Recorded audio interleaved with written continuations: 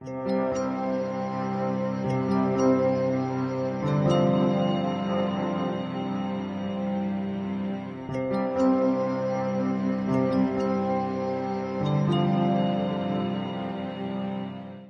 कार्यक्रम में हम जिन विषयों पर चर्चा करने वाले हैं वो बेहद रोचक और जटिल और संवेदनशील है। रोचक इसलिए क्योंकि हम इसमें रहस्यों भरी दुनिया की बात करेंगे, मृत्यु की बात करेंगे, आत्मा की बात करेंगे, भगवान की बात करेंगे, जो अपने आप में इसे रोचक बनाती है। जटिल इसलिए है क्योंकि हजारों सालों से लोगों ने तर्क और कुतर्क देकर हमें तरह तरह की चीज़ें समझाने का प्रयास किया है और हमारे पास आज हर चीज़ को मानने और न मानने के हजारों कारण हैं।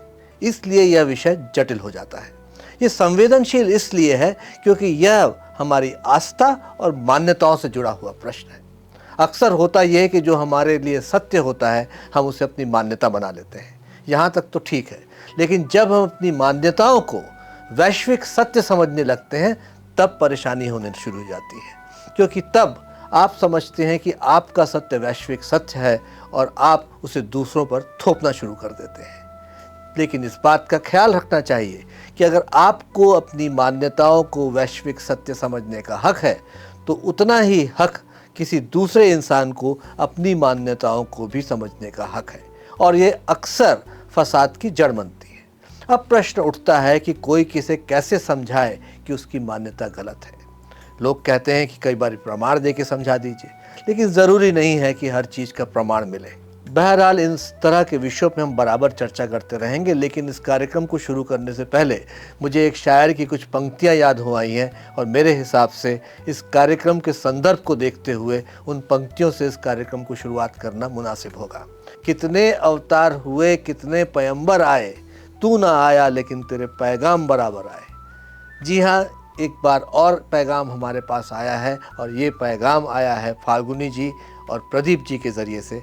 आइए इस पैगाम को समझने का प्रयास करते हैं। फाल्गुनी जी, प्रदीप जी, नमस्कार। मैं हूँ रविंद्र बड़गैया और freedom through the grace of goddess and God इस कार्यक्रम में आपका स्वागत है। नमस्कार। कहने में मुझे बड़ा अटपटा लगता है और सुनने में भी अटपटा लगता है कि मैं जिनसे बात कर रहा हूँ उनका विश्वास है कि उन्होंने भगवान से बात करी है। इसीलिए मेरा पहला प्रश्न आपसे ये है कि आप अपना अनुभव हमसे साझा करिए जब भगवान ने आपसे बात करी। आपने शब्द जो इस्तेमाल किया वो दरअसल भगवान है। मैंने जिनके साथ बात किया वो परमात्मा है। परमात्मा और भगवान के अंदर काफ़ी अंतर है। लोगों को ऐसा लगता है कि जिनकी वो पूजा करते हैं मंदिर में वो भगवान है और वो सही है। कुछ लोगों को लगता है कि जो भगवान उनके अंदर है वो भी सही है। अब मैं जिनसे बात कर रहा हूँ वो ना तो मंदिर में है, ना मस्जिद में है, ना गुरुद्वारा में है और ना ही इंसान के अंदर है। ये जिनसे मैं बात करता हूँ ये कण कण में भी नहीं है, क्योंकि कई लोगों का मान्यता है कि भगवान कण कण में है। तो ये परमात्मा जो है ये कण कण में भी नहीं है जी। तो मैंने उनसे जब पहली बार बात किया और वो पहली बार आए, वो 2015 का साल था। हमारा बात टेलीपैथी के थ्रू होता था। हमारे बातें बहुत क्रिस्प होते थे। क्रिस्प का मतलब है कि बहुत डिटेल्ड नहीं होते थे। जितना मुझे इंस्ट्रक्शंस देने का था उतना ही वो मेरे साथ बात करते थे। जब मैं उनसे डिटेल्स निकलवाना चाहता था वो कहते थे कि ये तुम्हें नहीं देंगे। जब मैं जानना चाहता था कि ऐसा वो क्यों करते हैं वो भी कभी जवाब नहीं देते थे। तो मेरा उनके साथ जो पूरा कन्वर्सेशन है वो टेलीपैथी के तल पे होता था, यानी थॉट टू थॉट। और इस तरह 2015 से मेरा उनके साथ बात करना शुरू हुआ। थॉट टू थॉट आपने कहा, इसमें कोई भाषा का प्रयोग होता है क्या? जी, क्योंकि मुझे अंग्रेज़ी लैंग्वेज में मैं सोचता हूँ तो वो हर वक्त मुझसे अंग्रेज़ी लैंग्वेज में बात करते हैं। अब मेरे बाजू में जो फाल्गुनी जी बैठे हैं वो हर वक्त गुजराती में सोचते हैं, तो उनके साथ वो गुजराती में बात करते हैं। अच्छा, इसमें एक इम्पॉर्टेंट पॉइंट वो ये है कि कुछ लोग इसको कहेंगे ये हेलुसिनेशन है। जी। और दर्शकों के लिए मैं बात बता दूं कि हेलुसिनेशन मतलब होता है कि आपकी स्वयं की आवाज़ आपको लगती है कि कोई तीसरा आदमी बोल रहा है और आप समझते हैं कि कोई और आपसे बात कर रहा है, लेकिन वो होती आपकी खुद की आवाज़ है। ये एक मेंटल कंडीशन होती है। तो अब ये मैं उनसे पूछना चाहूँगा प्रदीप जी कि कैसे कोई अगर ये समझना चाहे कि ये हैलुसिनेशन नहीं है और वास्तविकता ये है कि भगवान जो परमात्मा जो आप कहते हैं उन्होंने आपसे बात करी। जब मैंने उनके साथ बात करना शुरू किया तो वो दरअसल इस तरह चला कि he said that you have now to work for me. I said who are you? He said that I am God. I said which God? He said that I am the supreme God. I said, anyone above you? He said, no, there is no one above me. So I said, what do you want? He said, I want you to work with me to free my children. So I said, who is your children? He said that my children are the souls who are sourcing or creating the humans. I said, if your children needs help, who is it that has captured them or restricted them from going back home? He said, the king of the universe. So I said, okay, so now you are one character, your children is the second character, the king of the universe is the third character. I have no way to know any of these three because I have not known all these things in all the books that I have read. Now, there is a possibility that maybe you are truly God. There is a possibility that maybe I am hallucinating and creating it in my head because everything is going on in my head. I am not seeing you, I am not hearing you, and I am not feeling you. So that means everything is happening in my head and through my thoughts, and there is full chance that I am hallucinating. Now, normally people who hallucinate are those who have some kind of neurotic or psychotic imbalances. In my other areas of my life, I did not notice any of these two imbalances. There is another set of people who have hallucinations who want something very badly.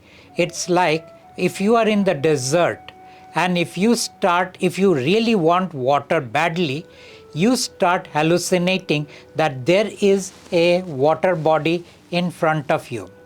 Now, I never wanted God. I never wanted to talk with God. I never had any intention of being with God. So for me, that factor was also ruled out. But still, yes, hallucination was a possibility that I said is possible. Also, it is possible some entity was talking to me, some angel was talking to me, some deity was talking to me. और इस अवस्था में मैंने परमात्मा से कहा कि देखिए, मैं आपको जानता नहीं हूँ, मैं आपको स्वीकार नहीं करूँगा, मैं आप पर विश्वास नहीं करूँगा, मैं आपके प्रति कोई श्रद्धा नहीं रखूँगा, आपके प्रति कोई आस्था नहीं रहेगा मेरा, मैं आपका काम ज़रूर करूँगा, क्योंकि मुझे एक क्यूरियोसिटी है कि क्या आप सही में परमात्मा है, वो जानने की इच्छा है। तो बाकी तो अब आपको इतने समय के बाद जब आपने देखा, उनके साथ काम किया आपने, अब आपको विश्वास है कि वो परमात्मा ही है? 5 साल के बाद 5 साल तक मैंने इसको टटोला। जी। कैसे टटोला? उनको टटोलना मुश्किल था, लेकिन बाकी जितने आए मेरे पास, वो राजा आए, शिवा आए, दुर्गा आए, और बाकी जितने जीसस आए, मोहम्मद आए, बुद्धा आए, महावीर आए, इन सब लोगों ने आके मेरे से अलग अलग तरह से बात करने लगे। हर बार मैं उनसे बात करता था, मुझे पता लग जाता था ये कौन है। तो ये मेरे अंदर एक दिव्य शक्ति या दिव्य काबिलियत परमात्मा ने दिया था कि मैं सबसे बात कर सकूं। सबको जानने के बाद मैंने देखा कि नहीं, परमात्मा तो अलग है और इनसे उनका कोई तुलना नहीं है, उनकी मंशा अलग है, इनकी मंशा अलग। बाकी जो अल्लाह हुए, जीसस हुए, जिन्होंने आपसे बात की, क्या उन्होंने भी टेलीपैथी से बात की या उनकी कोई भाषा थी? ना, उन्होंने भी मेरे साथ टेलीपैथी से ही बात किया। उन्होंने अपने आप को इंट्रोड्यूस किया? मैं जब उनको पूछता था तुम कौन हो, तो उनको बोलना पड़ता था। अच्छा, कि मैं ये हूँ और इस और किस पर्पस से आया उन्होंने किस बताया? पर्पस से आया हूँ, कोई परमात्मा के साथ जुड़ना चाहता था, कोई मेरे साथ जुड़ना चाहता था, कोई ये कहते थे कि हमने ये सब चीज़ें पहले कभी इसके बारे में जाना नहीं है, तो हमें आपके साथ रहने दो कि हमें भी पता चले कि परमात्मा कौन है। कोई कहता था आके कि राजा ने हमें भी ज़बरदस्ती उनसे काम करवाया है, हम करना नहीं चाहते थे। अलग अलग लोगों ने आके अलग अलग बातें मुझसे किया। लेकिन जो असली मसला क्या है, जब जो परमात्मा और किंग ऑफ यूनिवर्स जो आप कह रहे हैं, दो अलग अलग कैरेक्टर थे, बाकी इन सबको और सबके मन में असमंजस है, चाहे वो अल्लाह हो चाहे जीसस हो, कि भाई ये माजरा क्या है दोनों के बीच में। तो असली इनकी लड़ाई किस बात की है? असली लड़ाई इनकी इस बात की है, राजा जो है वो सृष्टि करना चाहता था। कहाँ पे? परमात्मा के घर में। परमात्मा ने कहा कि मेरे घर में सृष्टि सिर्फ मेरा होगा, तुम्हारा नहीं हो सकता है। तो वो कहने लगे कि नहीं, मुझे तो करना है। दोनों के अंदर अंतर ये था कि परमात्मा जब सृष्टि करते हैं तब वो रियल होता है, राजा जब सृष्टि करता है वो अनरियल होता है। क्यों? एक सेकंड मैं इस बात पे आऊंगा, लेकिन उससे पहले क्या मैं इसको महत्वाकांक्षा की लड़ाई समझ सकता हूँ? लड़ाई तो नहीं, मतलब कि ये कह सकते हैं किंग की महत्वाकांक्षा कॉन्फ्लिक्ट ऑफ महत्वाकांक्षा नहीं, बट परमात्मा की तो महत्वाकांक्षा, उसके बाद तो पूरा डोमेन उसने क्रिएट कर दिया, उनकी महत्वाकांक्षा शायद नहीं होगी। महत्वाकांक्षा नहीं थी जी, उनका था मेरा मर्जी मेरे घर में चलेगा, और राजा का था कि नहीं, मैं आपके घर में मेरा मर्जी में रहूंगा। अच्छा, वो अलग रहना चाहते बात थे, मर्जी के कॉन्फ्लिक्ट का हुआ। अच्छा, ये यहाँ से शुरुआत हुई। अच्छा, फिर क्या हुआ? फिर परमात्मा ने कहा कि ठीक है, तुम्हें अगर ये खेल खेलना ही है सृष्टि का, क्रिएशन का, तो तुम मेरे घर के बाहर जाके खेलो।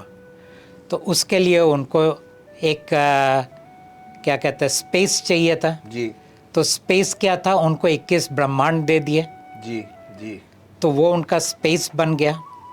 अब एक सेकंड, हाँ। ब्रह्मांड से आपका तात्पर्य क्या है? ब्रह्मांड का मतलब जो हम समझते हैं आम भाषा में, उसमें सोलर सिस्टम है, उसमें प्लैनेट हैं, उसमें तारे हैं, ये सब मिला के गैलेक्सी हुआ। ऐसे बहुत सारी गैलेक्सीज मिलके एक ब्रह्मांड बनता है। तो 21 ब्रह्मांड का तात्पर्य इसी ब्रह्मांड से है? जी, उसी से है। तो 21 ब्रह्मांड उनको दिए गए। तो हर ब्रह्मांड के अंदर अनगिनत प्लैनेट्स थे। ये प्लैनेट्स कोई सूर्य नहीं था, ये प्लैनेट्स का कोई मूवमेंट नहीं था, ये प्लैनेट्स का कोई रोटेशन नहीं था, हर चीज़ स्थित थी अपनी जगह में। अच्छा, एक सेकंड, जिसमें हम पहले अगर सृष्टि के रचना पे हम अभी आ रहे हैं, ये मेरे ख्याल से बहुत ही गूढ़ विषय है, क्योंकि एक तो बहुत सारे तारे, प्लैनेट्स हैं, इनकी अलग अलग परिभाषाएं हैं, उसके बाद गैलेक्सीज हैं, उसके बाद फिर ब्रह्मांड है, उसके बाद 21 ब्रह्मांड कितना स्पेस ऑक्यूपाई करेगा, ये किसी की सोच से बाहर की बात है। इंसान की सोच के बाहर, हमारे सोच की कम से कम बाहर की बात है। इसीलिए मैं चाहता हूँ कि इस पे आप लोग थोड़ा सोचिए कि हम एक ब्रह्मांड को तभी सही समझ पाए हैं, और जहाँ 21 ब्रह्मांड हो वो कितना बड़ा स्पेस होगा और उसकी क्या ज़रूरत होगी, ऐसा क्यों बनाया गया होगा, क्या हम सिर्फ इंसानों के लिए बनाया गया है? इस पे और चर्चा करेंगे अगले एपिसोड में। तब तक के लिए धन्यवाद। धन्यवाद।